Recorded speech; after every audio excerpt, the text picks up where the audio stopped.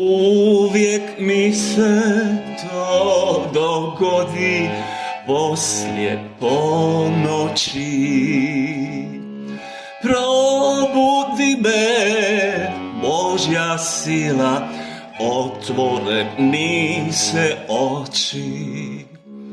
Nebeska me sila budi, oči otvara.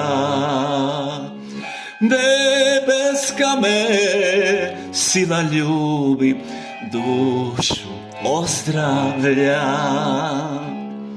Nebeska me sila budi, oči otvara. Nebeska me sila ljubi, tijelo ozdravlja. Kriste Isuse, o dragi Bože moj, u Tvoje ruke sad predajem život svoj.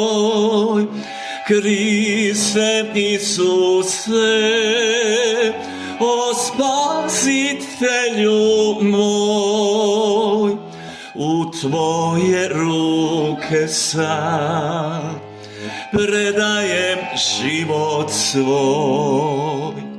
U Božje ruke sad predajem život svoj.